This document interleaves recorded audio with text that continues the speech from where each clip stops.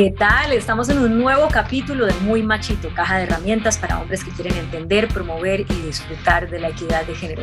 El invitado de hoy es un cineasta, se llama Fabián Hernández, es el director de la película Un Varón, una película colombiana que nos dio el orgullo este año de ser estrenada en la quincena de realizadores del Festival de Cannes y que, bueno, si tienen la oportunidad de verla, háganla porque muestra una realidad muy cruda de nuestro país y nos da pie para hacer un montón de reflexiones que son las que yo le quiero plantear hoy aquí a Fabián, a quien saludo en este momento. ¿Cómo te va, Fabián? Bienvenido.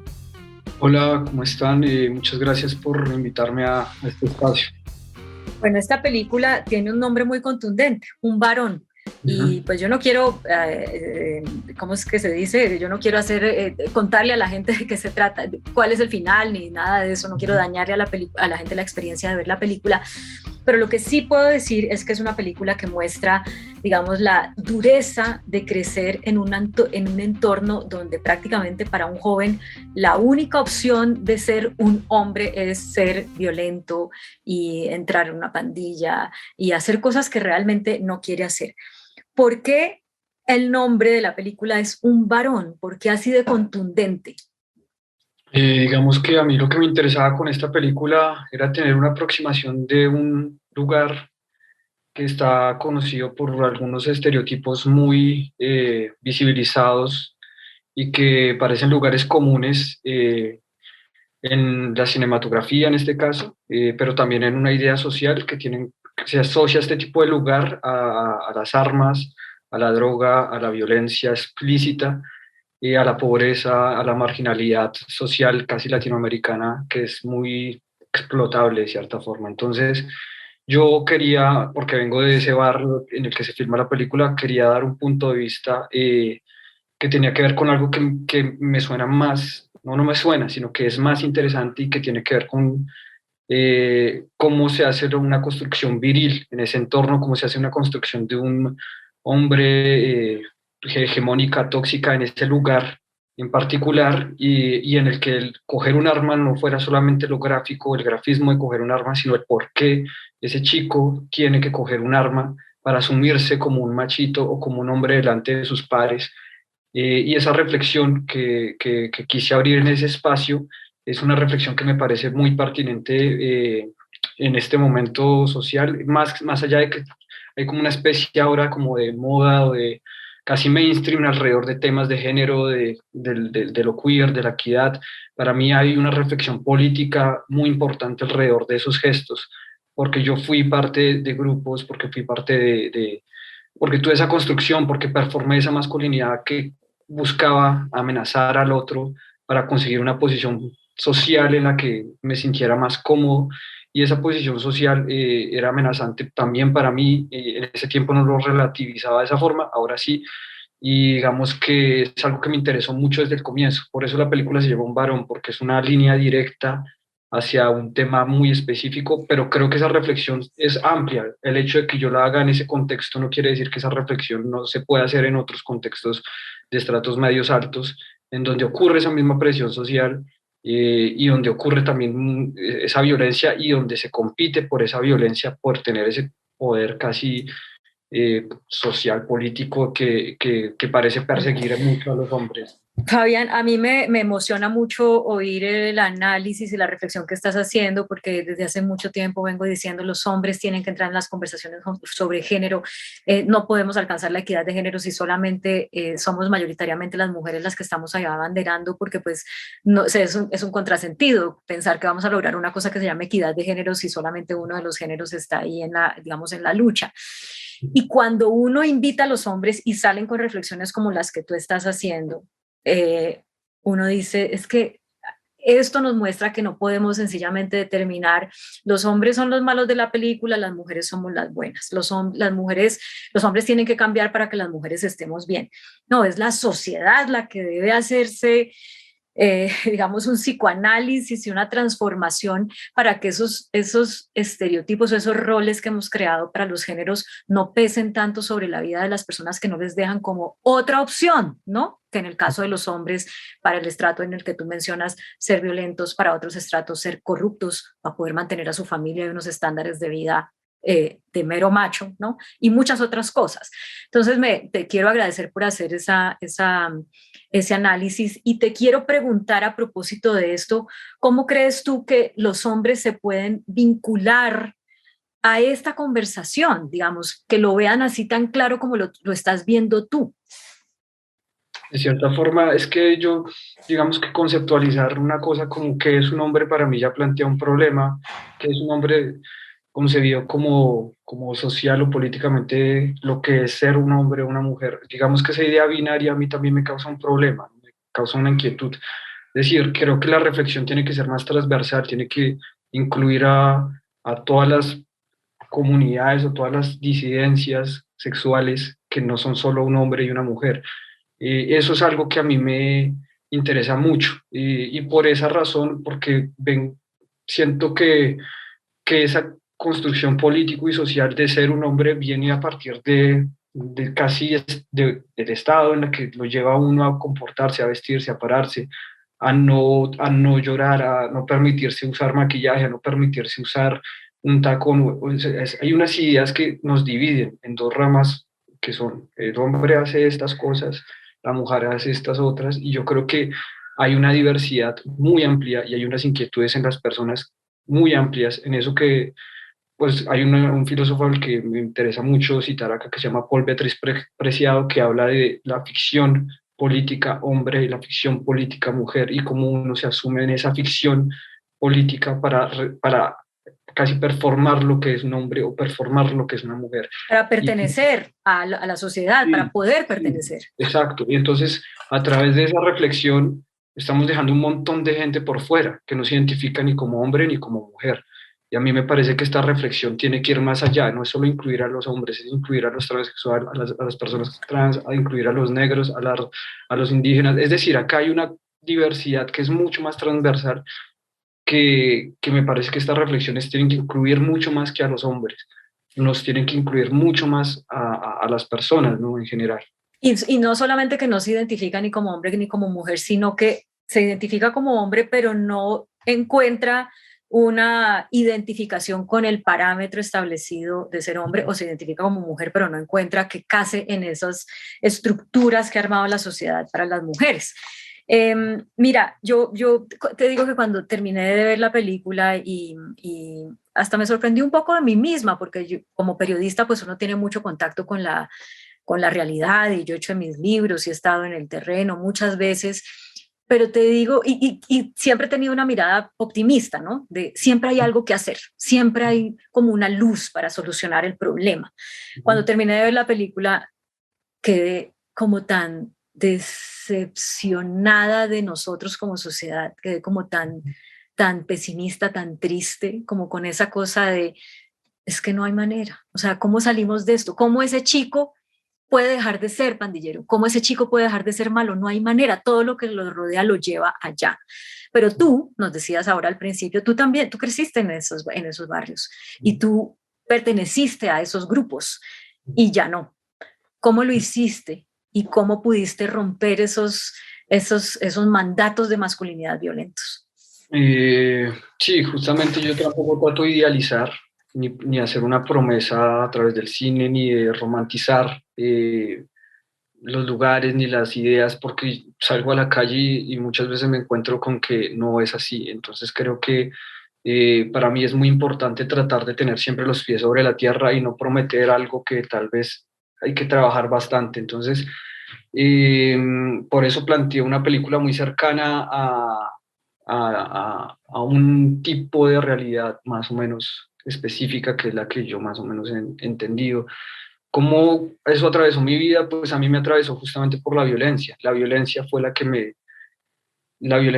me cambió un poco el panorama de las cosas. Es muy paradójico, pero es así. A mí O la sea, ¿la violencia, violencia te salvó de seguir de ahí? cierta forma, la violencia más fuerte que ha atravesado mi cuerpo y que me impusieron sobre mí, fue la que de cierta forma me dijo, hey, estoy casi al fondo del abismo, tengo que cambiar la cosa porque si no esto va a estar ya, o mueres o haces algo. Y fue un evento específico en el que un momento y un sitio específico, en una hora específica en la que ya yo no tenía prácticamente, o moría o seguía. Y esa decisión ni siquiera estaba en mis manos, estaba en las manos de otro que tenían armas.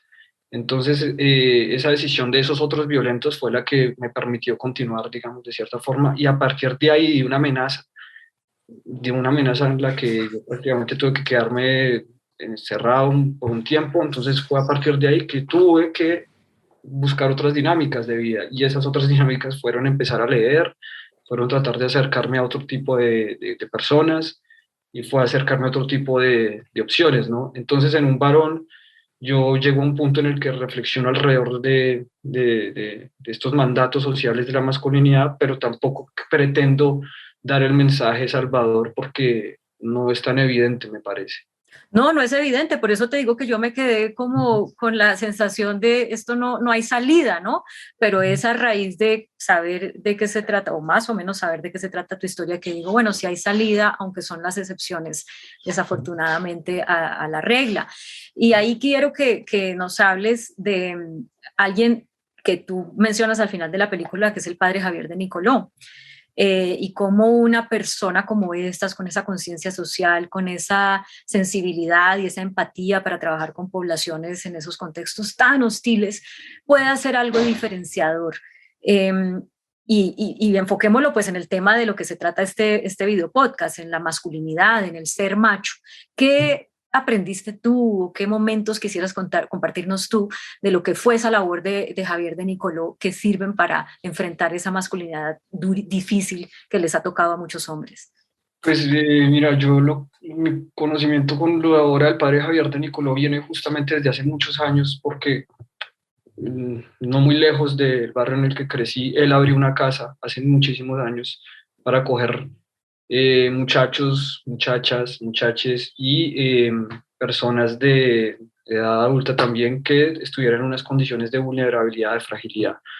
Y llegaban a estos lugares. Muchos de estos muchachos que yo conocí a lo largo de todos estos años han tenido que ver, y de adultos, habitantes de calle, han tenido que ver con la obra del padre Javier de Nicoló, que ha sido una oportunidad para ellos como para encontrar un poco de alivio en medio de la agitada que es la calle, ¿no? Entonces, esa obra me pareció determinante en Bogotá, sobre todo, que es lo que más he conocido.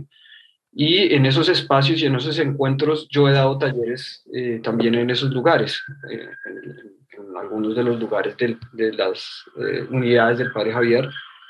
No solo ahí, sino afuera también, y he encontrado muchos muchachos que están eternamente agradecidos porque gracias a esa obra que él ha hecho, ellos han tenido la oportunidad de hablar con otro tipo de personas, de entender otras dinámicas y aproximarse a reflexiones que ellos, a veces las personas no se esperan, ¿no? Entonces, esa reflexión que yo trato de hacer con ellos sí tiene que ver claramente con la masculinidad en esos espacios, porque me ha pasado en los ejercicios en los que yo hago un cortometraje, una escena o algo así, en la que ellos a veces me exigen también esa escena violenta que se espera de ellos, y que yo vinculo mucho a esa idea de construcción social de ser un hombre o un macho. Es decir, ellos a veces me dicen, bueno, ¿a qué horas vamos a coger el fierro y vamos a ir a darle a este? ¿O a qué horas de esta escena que vieron en una película donde está estereotipadísimo el rol masculino, en el que es un hombre fuerte que ataca y que aparece con una sevicia y que no tiene ningún remordimiento en apuñalar a otro muchacho o a otra persona, y corte a, él sigue caminando tranquilamente como si nada?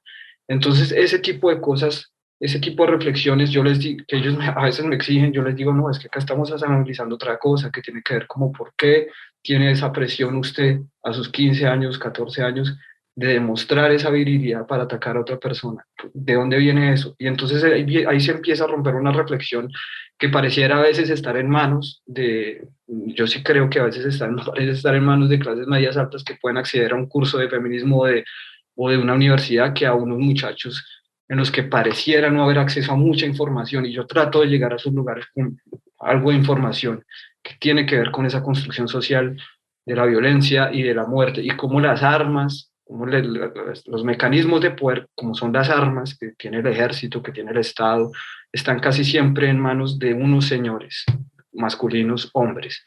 Y esas armas son justamente sus herramientas de poder en las que si un muchacho adquiere esas armas como si tuviera esa herencia hegemónica del poder, ¿no? Esa herencia que le dice, para ser un macho, un hombre, tengo que matar a otro hombre, que es esa idea tan autopolítica que trae Michel Foucault, que a mí me parece re pertinente ponerla ahí, en los barrios, en las comunidades, pues donde esa información escasea. Entonces, por esa razón también me acerco a esta idea del padre Javier de Nicoló, porque él abre un espacio para que un tipo como yo pueda llegar ahí y plantear estos temas, y por eso estoy eternamente agradecido a la obra de él.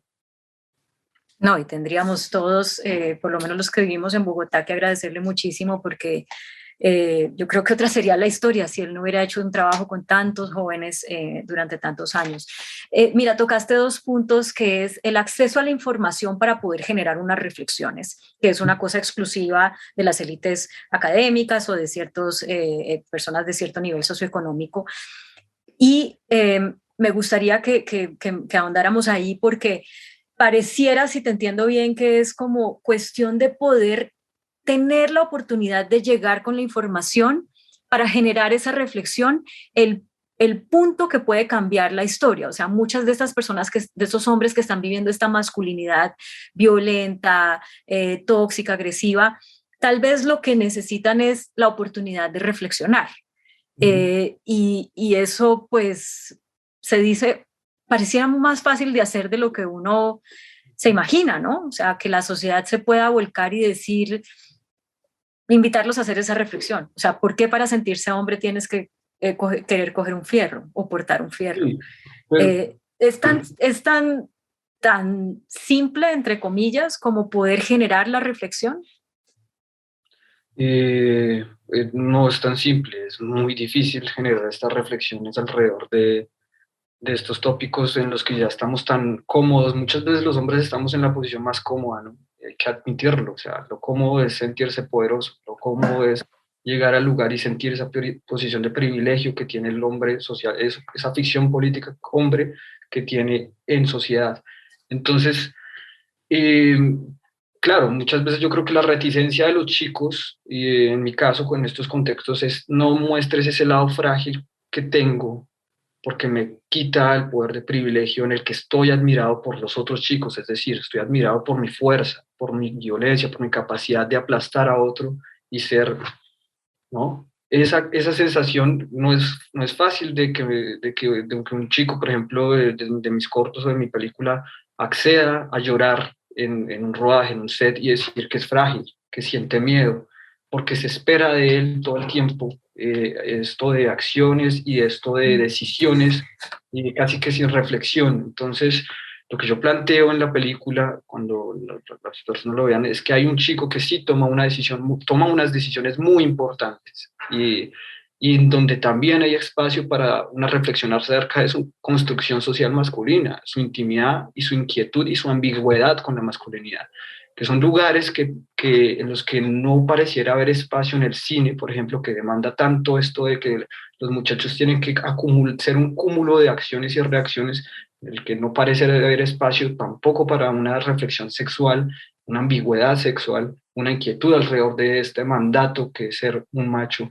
Y, y, Y, ahí- y ahora que eh, mencionas eso, perdóname, te interrumpo, porque hay una imagen muy linda en la película a propósito de esa ambigüedad de la masculinidad, que es cuando él se pinta los labios, pero no se los pinta él, se los pinta viéndose al espejo y pinta es el espejo. Y a mí me conmovió mucho esa imagen, me pareció pues muy, muy significativa.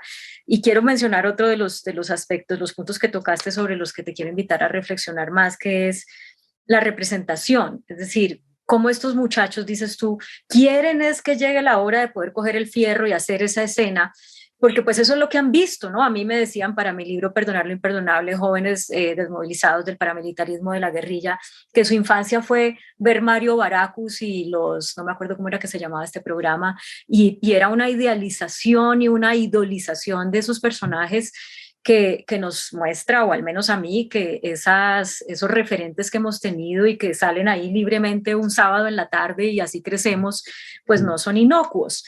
Que tú que eres un realizador de esos contenidos hoy en día, ¿cómo los asumes para no repetir el patrón y para motivar pues unos referentes distintos?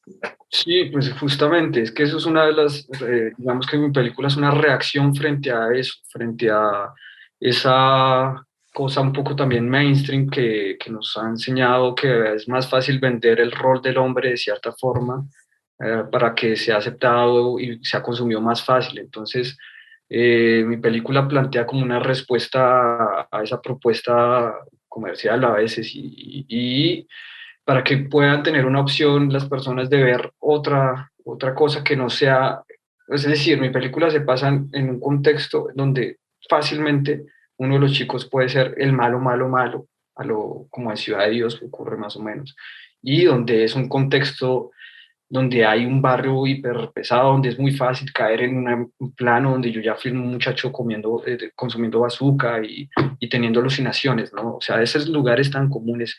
Pero mi película plantea, aunque se juegue en la misma cancha, plantea esa reflexión de la que vengo hablando, que es alrededor de esa construcción en la que ese muchacho necesita responder a unos códigos y a unos estereotipos sociales para convertirse en ese personaje que es ser pequeño en el de Ciudad de Dios, o no sé, en otras películas latinoamericanas en las que aparece simplemente un muchacho que reacciona con violencia frente a los estímulos sociales. Es legítima a veces la violencia y la reacción de rabia, es normal, es legítimo sentir rabia, pero la pregunta es cómo salir también cómo, no más que salir, cómo analizar un poco la reacción y no solamente hacer la acción, es decir, no solamente salir a disparar, es antes de ese previo a disparar, qué ha vivido una persona para llegar a una decisión así. Y eso es la reflexión que hago desde la masculinidad en la película. Pues hay muchas, muchas, muchas escenas, cada una es realmente una oportunidad para reflexionar sobre esos aspectos que golpean yo digo golpean porque digamos, transitan, pero es un golpe a la vida de un chico para que responda a eso que se espera de él como hombre en un contexto muy, muy hostil. Fabián, quiero ir terminando ya planteándote cómo, cómo tú has manejado eso habiendo tenido la oportunidad de salir de ese hueco profundo, ¿no? Algo así, ese abismo profundo, ¿no?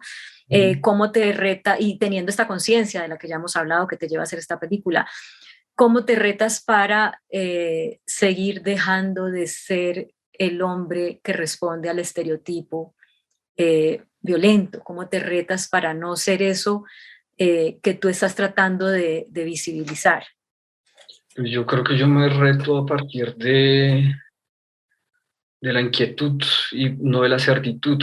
Es decir, trato de retarme justamente a partir de confrontarme a mí mismo, a mis miedos todo el tiempo, a mi inseguridad, a cómo tengo que comportarme socialmente, ¿no? Y trato de plantear por qué tengo que comportarme, qué se espera de mí en este rol masculino en sociedad, ¿no? ¿Qué se espera de mí? Y esa pregunta me parece trascendental. Yo creo que hay muchos hombres que nos hacemos esa pregunta.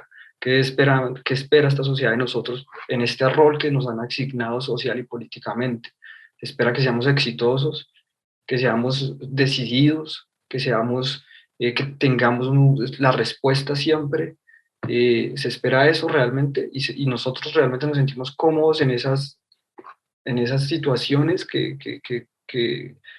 son, parecen imposiciones, pero también les hablo, yo reitero que esas inquietudes no solo están en los contextos sociales en los que trabajo, las he visto en universidades, en profesores, en ejecutivos, en políticos, donde hay un montón de capas encima y no es permitida la inquietud, la ambigüedad, donde siempre tiene que haber una decisión, ¿no? Porque si la decisión no está, pareciera uno pasar por débil o por frágil o por no decidido. Y me parece que lo importante es entender que uno a veces no tiene respuestas, tiene inquietudes y alimentarlas de buenos libros de sociología, de antropología, de filosofía, de calle, de diálogo con las personas. Eso me parece que es lo que le permite a uno tratar de entender que uno es un ser humano y que está en construcción todo el tiempo hasta que se muere, ¿no? Y que uno nunca para de aprender y de entender que uno no es solo la ficción política hombre asignada desde el nacimiento. ¿Hay una anécdota que nos puedas compartir que recoja esta reflexión que acabas de hacer? Digamos, un momento relativamente reciente en el que te hayas hecho esos cuestionamientos y hayas quizá como caído en la tentación de casar con el molde o tomado la decisión de no casar con ese molde. Pues todo el tiempo hay esta tentación de decir, ah, no, me voy por la cómoda y acá ya simplemente estoy bien, digamos, no sé, podría decir que, pues, que hay contextos que le pueden convenir más a uno para estar mejor económicamente o, digamos, socialmente, pero me parece que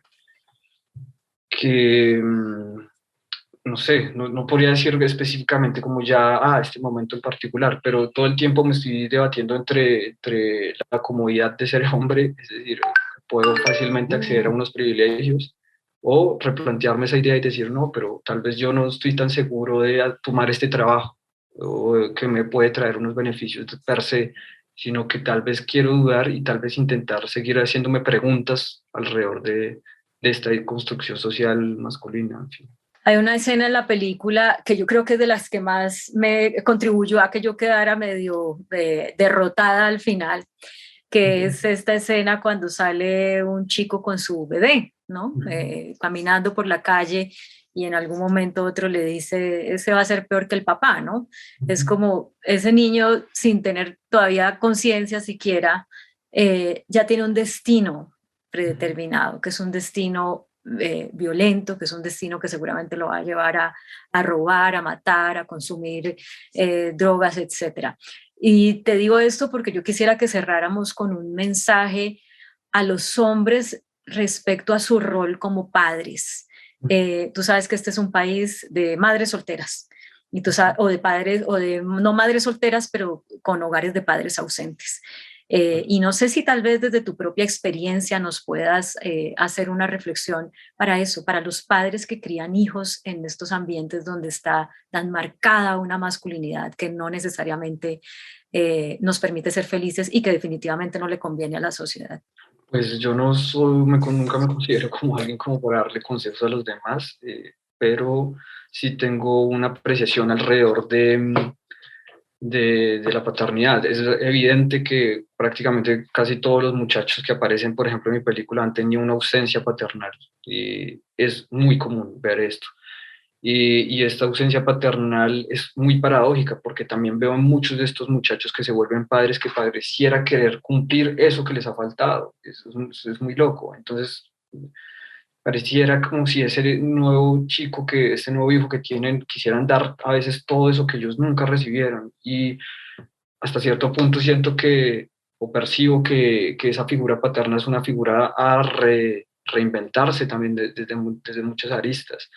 Y la invitación para mí sería a eso, como a tratar de no seguir reproduciendo tampoco el estereotipo del padre como aquel que debe ajusticiar a sus hijos o corregir a sus hijos a través de la violencia o de esa posición paternal hegemónica tóxica, insisto, sino que ser padre puede ser muchas cosas. En el rol viril masculino puede ser muchas cosas y pienso que debe haber una apertura de alma y de espíritu frente a la paternidad, ¿no? Y esa figura que es ser padre, no sé, me parece muy importante que se abra y que no se vuelva solo una cosa autoritaria. Ser padre no es solo autoridad, es reaprenderse, es recuestionarse, me parece a mí.